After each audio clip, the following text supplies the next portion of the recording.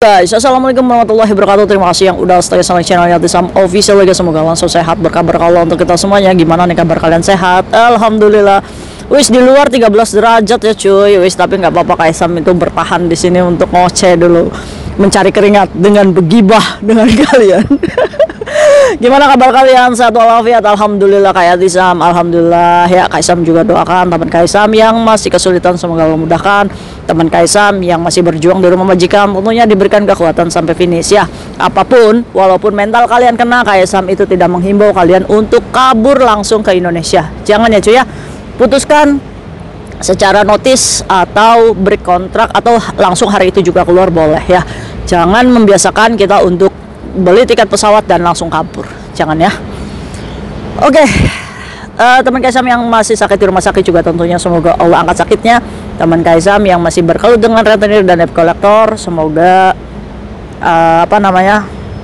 diberikan kemudahan dalam membayar. Oke, hari ini Kaisam akan berbagi satu kisah. Mungkin kalian memiliki pengalaman yang sama, tolong dibagi informasinya kepada pekerja migran ini, karena pekerja migran ini habis bercerai dengan suaminya. Dia ini ikut tinggal di rumah orang tuanya, mengurus surat pindahan, cabut berkas dari desa suaminya ke desa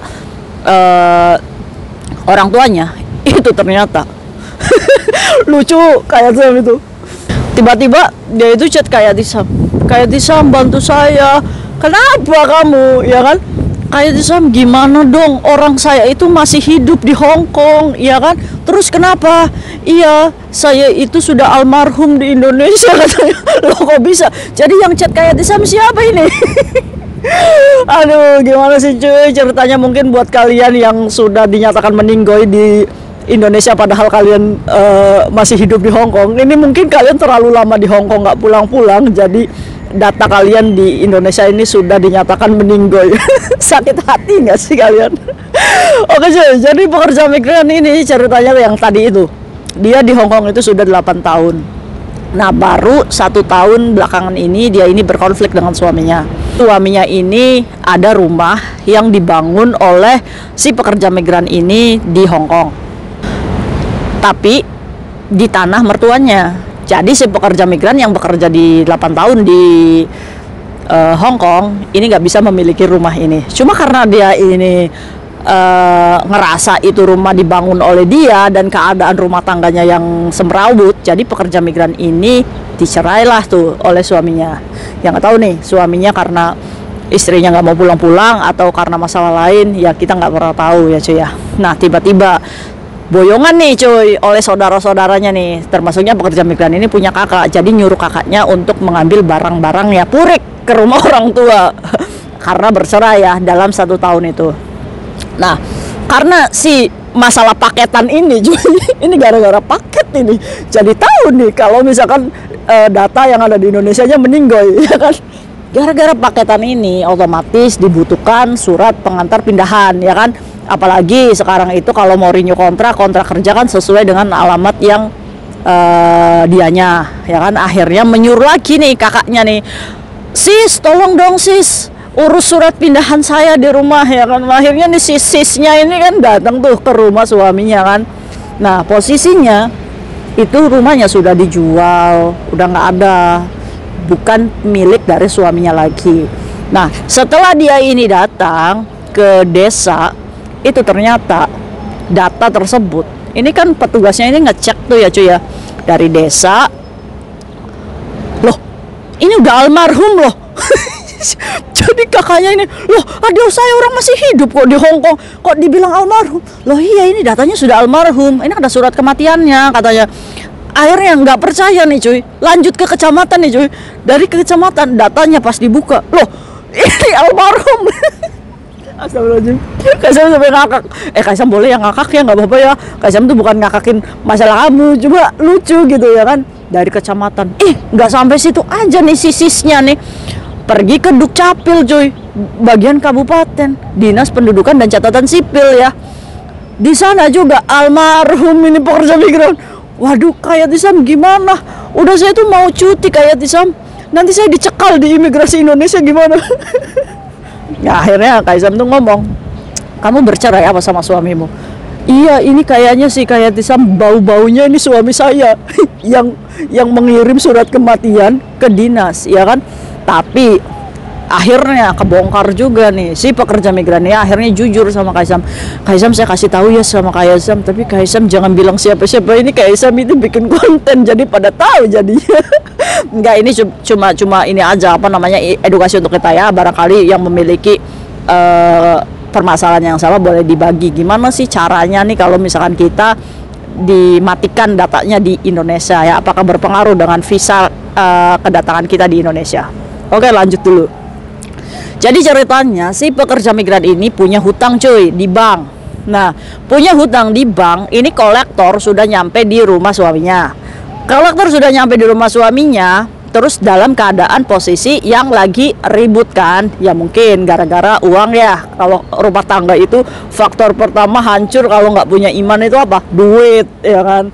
Rumah tangga Indonesia itu kalau beli bawang putih aja nggak mampu aja udah ribut ya sama suaminya, kerja dong. Suami kalian bukan.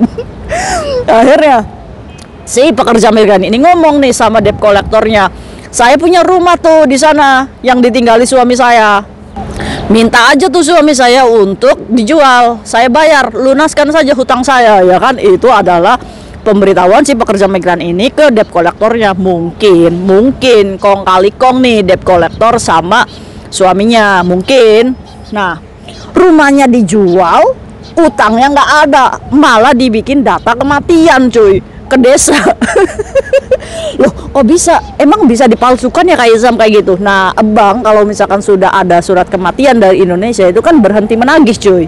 Ya kan, ini kan yang kurang ajar suaminya, ya kan? Bisa saja dia membayar kolektor untuk damai gitu. Gak apa-apa pak, yang penting ada surat kematian atau surat pindah, ya mungkin saja seperti itu kan. Ya kan, akhirnya apa? Akhirnya nggak tahu tuh kalau nggak ngurus surat pindah, si pekerja migran ini nggak tahu kalau datanya itu mati di Indonesia.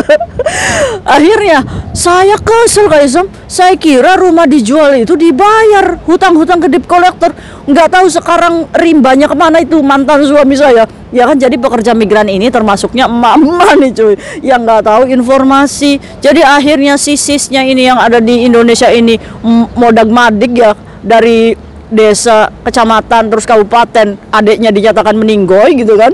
Jadi akhirnya udahlah saya menyerah, kamu ngurus sendiri aja katanya, kamu pulang dulu ke Indonesia baru dihidupkan lagi. Aduh, nyemprot sampai ngakak kayak Tisam.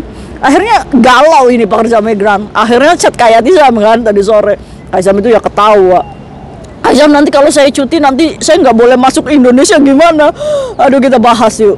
Ini banyak nih kejadiannya ya, kalian bercerai dengan suami laporan ke desa kalau mau nikah lagi itu banyak ya, itu dikarenakan cerai mati. Padahal istrinya masih ada di Hong Kong. Itu juga banyak kejadiannya kayak gitu. Ada kasusnya untuk mencairkan dana keluarga, orang yang nggak bisa dihubungi kemana-mana, jalan satu-satunya mengeluarkan surat kematian supaya uang orang tuanya bisa cair. Itu pun ada ya. Nah, apakah surat yang ada di Indonesia ini bisa dipalsukan Kaisam? Ya namanya juga sistem pemerintahannya masih dalam pembangunan ya cuy. Jadi ya masih ada tuh oknum-oknum yang masih mau membantu kalau disuap rokok mungkin atau duit. Ya kan masih banyak oknum-oknum kayak gitu. Kita nggak munafik ya. Ya kan, bisa saja nih suaminya punya kenalan desa untuk mengeluarkan surat kematian dari desa. Kan bisa, itu dugaannya loh. Ya kan, karena apa? Karena yang dari awal itu adalah dari aparat desanya dulu yang mengeluarkan surat kematian. Nggak mungkin banget tembus ke kecamatan, tembus ke kabupaten kalau tidak ada surat pengantar dari desa. Maka dari itu diselusuri nih desanya, pada tanggal itu siapa nih yang mengajukan surat kematian atas nama pekerja migran ini. Ya nggak ada lagi ya suaminya itulah, ya kan? Ya nggak mungkin orang lain, ya kan? Nah, bisa jadi tuh karena menghindari tagihan debt kolektor, atau memang suaminya pengen nikah lagi. Menurut kalian apa nih? Akhirnya si pekerja migran ini ya udah nggak usah khawatir, kamu kan pemegang paspor, dimana paspor adalah identitas warga negara Indonesia. Jadi saat kamu cuti ya kamu tetap akan bisa masuk Indonesia karena kamu apa namanya warga Indonesia. Tapi Kaisam nanti begitu paspor saya dilihat datanya di sana almarhum, nanti petugas imigrasinya, kamu setan ya? Astagfirullahaladzim. Kok sampai berpikir sejauh itu ya kan? Enggak. Kalian tetap bisa masuk Indonesia, baru nanti mbaknya nih pekerja migran datang ke desa suaminya untuk melaporkan cabut atau membatalkan data kematiannya. Orang saya masih hidup kok, Pak. Masa dinyatakan meninggal? Ganti nggak? Gitu nggak? Nih paspor saya. Selama ini saya tinggal di Hong Kong kayak gini. Nah, mbaknya ini kan masih warga negara Indonesia. Jadi diperbaiki datanya, datang sendiri ke desa, baru diurus lagi ke kecamatan, diurus lagi ke Dukcapil. Nah, setelah datanya hidup lagi nih, sudah tidak almarhum, baru cabut berkas untuk pindah ke orang tuanya. Itu harus mbaknya sendiri yang mengurus ya, karena nggak mungkin bisa diwakilkan ya. Iya, kira-kira ada nggak nih kejadiannya yang sama kayak gini? Makanya kalian itu jangan terlalu lama di Hong Kong, pulang coy kalau nggak mau dinyatakan meninggoy. Aduh, aneh-aneh aja. Inilah apa namanya, aparat desa atau apa nih ya, kalau misalkan meninggoy ini ya harusnya ada surat kematian dari rumah sakit aja ya, iya kan?